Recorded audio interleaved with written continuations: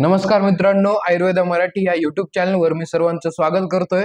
याआधी आपण क्रिया शरीरची पूर्ण ब्लूप्रिंट अनालिसिस केला आपण की कशी ब्लूप्रिंट फॉलो केल्या जात आहे आपल्या पेपर्समध्ये, प्रिव्हियस इयर पेपर्समध्ये। तुम्हाला एक्झामच्या आधी सांगितलं होतं मी, जी जुनी बॅच होती त्यांना, की ब्लूप्रिंट फॉलो करा, त्यातूनच क्वेश्चनचा सिक्वेन्सही चेंज होणार नाही। तर एक्झॅक्टली तसंच झालंय की या ब्लूप्रिंट मधूनच पेपर निघालेला आहे। तेच आज तुमच्या पुढे काही प्रूफ देतो, ब्लूप्रिंट सांगतो, म्हणजे तुम्हाला अभ्यास कसा करायचा तेही कळेल, कशावर जास्त फोकस करायचे तेही कळेल, आणि ते प्रिव्हियस इयरला फॉलो झालंय की नाही हेही तुम्हाला कळून जाईल। ठीक आहे, आधी आपण ब्लूप्रिंट पाहूया पूर्ण, त्यानंतर मी तुम्हाला अनालिसिस देईल त्याचं। पेपर 1 अनाटॉमीचा रचना शरीर आपला पाहायचंय। जो पहिला एमसीक्यू आहे ते तुम्हाला या दोन टॉपिक पैकी एकावर येणार आहे। परिभाषा शरीर आणि शरीर उपक्रमणीय अध्याय, या दोन्हीपैकी एका टॉपिकवर तुम्हाला पहिला एमसीक्यू दिसून जाईल, आणि या टॉपिकवर तुम्हाला 5 एमसीक्यू सुद्धा दिसून जाईल। म्हणजे हे दोन चॅप्टर तुमच्यासाठी किती मार्क्ससाठी होते मित्रांनो? तर 10 मार्क्ससाठी होते, एक एमसीक्यू आणि 5 एमसीक्यू। ठीक आहे, त्यानंतर दुसरा एमसीक्यू तुम्हाला गर्भ किंवा एम्ब्रियोलॉजी या दोन्हीपैकी एका टॉपिकवर दिसून जाईल। मग ते एक एसक्यू आणि एक एलक्यू सुद्धा या टॉपिकवर पुढे जाऊन आहे। गर्भावर दरवर्षी एलक्यू विचारला जातो, खूप फेमस क्वेश्चन। गर्भाचे मासानुमासिक वृद्धिक्रम सांगा म्हणून येतो। मग काय होतं, याचं वेटेज किती होते? एक एसक्यू, एक एलक्यू आणि 5 एमसीक्यू। म्हणजे हा किती मार्क्ससाठी टॉपिक आहे मित्रांनो? गर्भ आणि एम्ब्रियोलॉजी। तर हा हे 10, 5 आणि हे 5 टोटल 20 मार्कासाठी हा टॉपिक होत आहे सध्या। तर दुसऱ्या एमसीक्यू साठी काय काय आहे? गर्भ आणि एम्ब्रियोलॉजी दोन्हीपैकी एकावर येईल। त्याच्यानंतर तिसरा क्वेश्चन कडे येऊया आपण। तिसरा एमसीक्यू कशावर येणार आहे?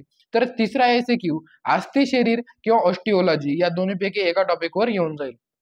अस्थि शरीर म्हणजेच बोनचं आयुर्वेदिक वर्जन आहे, मग त्यावरती येऊ शकतो, किंवा मग ऑस्टिओलॉजीतील एखादा छोटा बोन येऊ शकतो, जे की तुम्हाला एमसीक्यू साठी लिहा म्हणून येतो। परंतु मोस्ट कॉमन क्वेश्चन याच्यावर अस्थि शरीरवरच येतो, कारण छोटासा हे एमसीक्यू मध्ये बसून जातो। आयुर्वेदानुसार अस्थि एक्सप्लेन करा म्हणून येतो विथ श्लोक। तर याचं वेटेज एसक्यू, एक एलक्यू आणि एक एमसीक्यू असं 16 मार्काचं वेटेज या दोन चॅप्टरचं मिळून आहे। तर ठीक आहे, खूप छोटा चॅप्टर आहे अस्थि, आणि ऑस्टिओलॉजी मध्ये खूप सारे बोन्स आहेत। त्यामध्ये दरवर्षी एक लॉंग बोन येतो म्हणजे येतो, आणि स्कॅप्युला पण इम्पॉर्टंट आहे। लॉंग बोन मध्ये तुमचा जो ह्युमरस आहे, फिमर आहे, हे त्याच्यामध्ये मोस्ट इम्पॉर्टंट बोन्स असतात। दरवर्षी एक लॉंग बोन येतो। लक्षात ठेवा की क्लेविकल हा सुद्धा एक लॉंग बोनच आहे। त्याच्यानंतर चौथा क्वेश्चन, केश, नखदंत, पेशी शरीर आणि मायोलॉजी या तिन्हीपैकी एकावर येऊन जातो। काय काय? केश, दंत, नख, पेशी शरीर आणि मायोलॉजी। काय होतं, केश, दंत आणि नख खूप सारे विद्यार्थी करतच नाहीयेत, कारण इग्नोर करून देतात त्याला। परंतु लास्ट इयरच्या क्वेश्चन पेपर मध्ये दंतवर क्वेश्चन आलेला होता एक एमसीक्यू। या तीन चॅप्टरचं काय वेटेज आहे? 2 एमसीक्यू वरून येतात आणि एक एमसीक्यू, म्हणजे 11 मार्काचं वेटेज यामध्ये आहे। मायोलॉजी, पेशी शरीर आणि केश, नख, दंत याला। त्यानंतर 6वा एमसीक्यू कशावर येणार आहे? तर 6वा एमसीक्यू संधी शरीर, स्नायू शरीर आणि आर्थ्रोलॉजी या तिन्हीपैकी एकावर एक एमसीक्यू येऊन जातो। मोस्ट कॉमन याच्यावरती काय राहतो की संधी सांगा, ज्या संधीचे 8 प्रकार आहेत, अष्टविध संधी एक्सप्लेन करा म्हणून यावर मोस्ट कॉमन क्वेश्चन आतापर्यंत विचारले गेलेले आहेत। तर याचं पूर्ण वेटेज पाहायला गेलं पूर्ण पेपरमध्ये या 3 टॉपिक वरती 17 मार्कचं वेटेज आहे याला। एक एलक्यू वरून येतो, एक एसक्यू होतो आणि 2 एमसीक्यू। एलक्यू कशावर येतो? तर एक जॉइंट दरवर्षी विचारले जातो, त्यावरती एलक्यू येतो। त्यामुळे अर्थोलॉजीवर एसक्यू येणार नाही, तर संधी शरीरवर मोस्ट कॉमन एसक्यू येतो की अष्टविध संधी, त्याचे संधीचे प्रकार एक्सप्लेन करा म्हणून। ठीक आहे, हे झाले 6। आणि आता 7वा आणि 8वा एमसीक्यू। 7वा आणि 8वा एमसीक्यू या 3 टॉपिक्स वरती तुम्हाला दिसून येईल। कोणते 3 टॉपिक? नर्वस सिस्टम, एंडोक्रोनॉलॉजी आणि लिम्फॅटिक सिस्टम। या तिन्ही टॉपिक वरून तुम्हाला 7वा आणि 8वा एमसीक्यू दिसून येईल। मग या कोणकोणते येऊ शकते याच्यावर? दोन्ही पण एंडोक्राइन वर येऊ शकतो, किंवा एक नर्वस वर, एक एंडोक्राइन वर येऊ शकतो, किंवा लिम्फॅटिक वर येऊ शकतो एक एमसीक्यू। ठीक आहे, तर टोटल पाहायला गेलं तर मग याच्यावर 2 एमसीक्यू, एक एलक्यू आणि 6 एमसीक्यू असा या वेटेज आहे याचं। नर्वस सिस्टम एलक्यू ला येतो, आणि एंडोक्राइनॉलॉजी जो म्हणजे जे हार्मोन्स आहेत, ग्लँड्स आहेत, ते कशावरती येऊ शकतं? तर एमसीक्यू साठी तो मोस्ट कॉमन विचारला जातो। मी तुम्हाला प्रिव्हियस इयरचा पेपर दाखवेल तेव्हा तुम्हाला पूर्ण याचं समजून जाईल। आता एलक्यू कशावर येतो याचा? एलक्यू येतो पहिला गर्भ किंवा एम्ब्रियोलॉजी याच्यावर डिपेंड असतो की दोन्हीपैकी कशावर येईल। पण गर्भ हा मोस्ट कॉमन आहे। गर्भ, मांसानुमासू वृद्धी ही दरवर्षी जवळपास विचारल्या जाते, ते स्किपही करत नाहीत। परंतु यामध्ये एम्ब्रियोलॉजीवर सुद्धा ते टाकू शकतात, ब्लूप्रिंटला धरूनच आहे ते। ब्लूप्रिंट मध्ये काय? मग जे ब्लूप्रिंट मध्ये तुमचं त्यामध्ये एम्ब्रियोनिक ज्या लेअर आहेत, मेझोडर्म, एंडोडर्म, याचं फॉर्मेशन तुम्हाला विचारलं जाऊ शकतं. त्यावर क्वेश्चन कोणता एक्झॅक्ट तुम्ही एकदा पाहून घ्या. परंतु मोस्ट कॉमन याच्यावरती गर्भावरच क्वेश्चन येतो. गर्भ म्हणजे फक्त 9 महिन्याची डेव्हलपमेंट नाहीये, तर गर्भ हा खूप मोठा चॅप्टर आहे. त्या पूर्ण चॅप्टरकडे पहा, कारण त्याच्यावर एक एसीक्यू सुद्धा विचारला जातो आणि एक एलक्यू सुद्धा. एलक्यू आला तर मोस्ट कॉमन 9 मंथची डेव्हलपमेंटच येते, परंतु बाकी पण सर्व त्याच्यामध्ये वाचून घ्यायचं आहे तुम्हाला. त्याच्यानंतर पुढचा जो एलक्यू आहे तो येतो ऑस्टिओलॉजी, म्हणजेच अस्थि किंवा ऑस्टिओलॉजी, दोन्हीपैकी एक येतं. पहिले 15 मार्काला क्वेश्चन होता तर कसा यायचा की आयुर्वेद नुसार अस्थि आणि मॉडर्न नुसार एखादा बोन सांगा. परंतु आता 10 मार्काला क्वेश्चन आहे, त्यामुळे काय होतं मग 10 मार्कासाठी एक बोन विचारला जातो. मोस्ट कॉमन एक लॉंग बोन विचारला जातो. लॉंग बोन मध्ये कोणकोणते येतात तुमचे?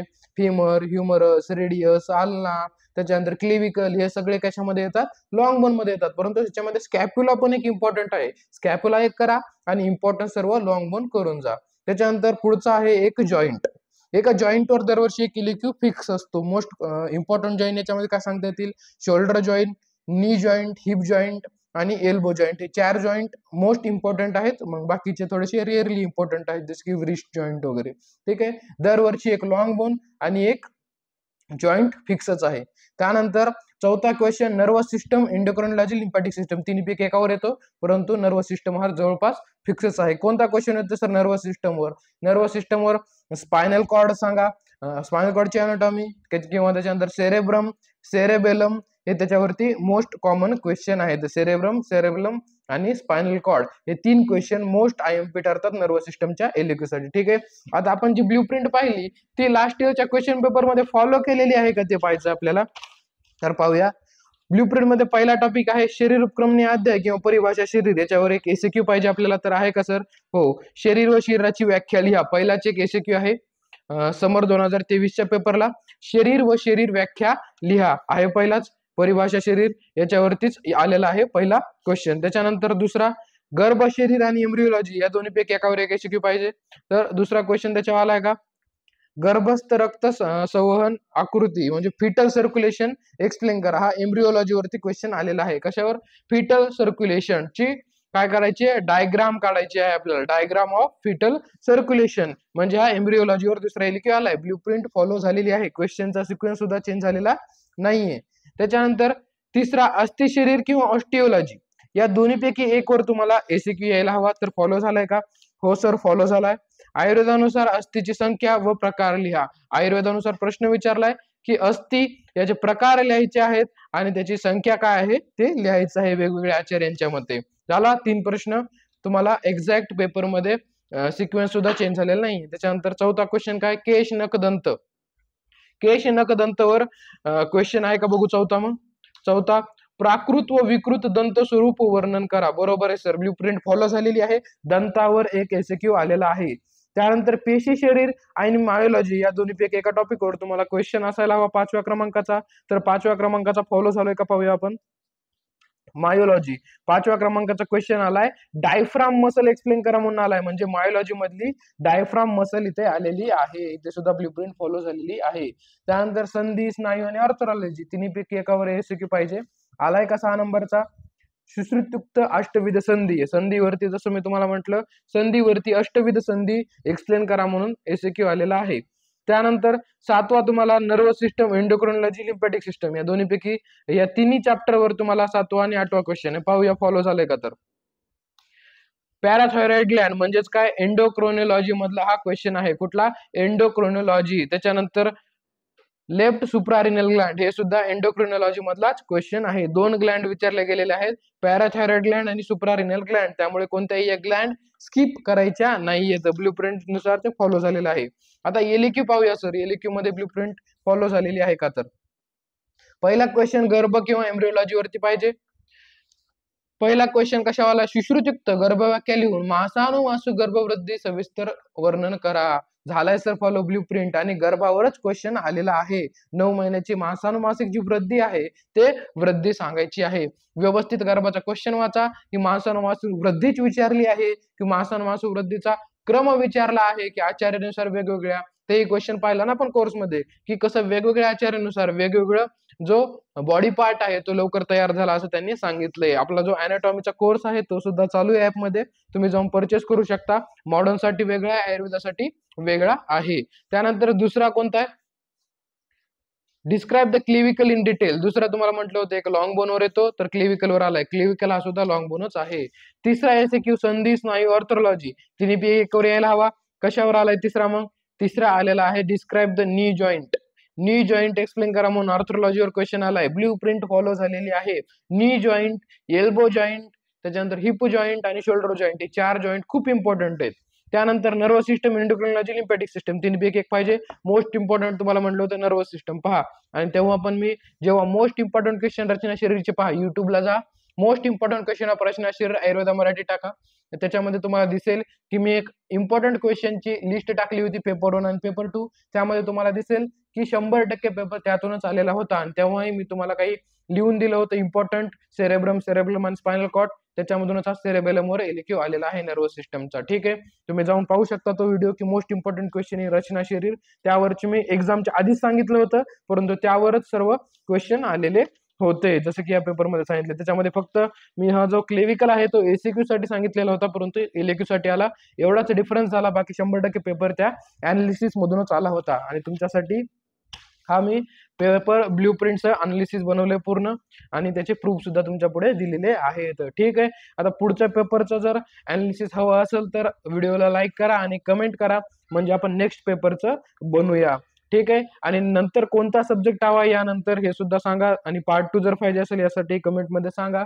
जर तुम्ही इंटरेस्टेड असाल तर व्हिडिओ बनवू. ज्या व्हिडिओला कमेंट येणार नाही, मी समजेल तुम्ही तिचा इंटरेस्ट संपलाय तुमचा, आणि आपण व्हिडिओ बंद करूया. ठीक आहे, नेक्स्ट जर तुम्हाला पाहिजे असतील तर काय करायचंय की कमेंट करा आणि व्हिडिओला लाईक करा, म्हणजे मला समजून जाईल की नेक्स्ट व्हिडिओ पण बनवायचा आहे. Thank you very much. डिस्क्रिप्शन बॉक्समध्ये ॲपची लिंक आहे, इंस्टाग्रामची लिंक आहे, आपल्याला फॉलो करू शकतात. थँक्यू.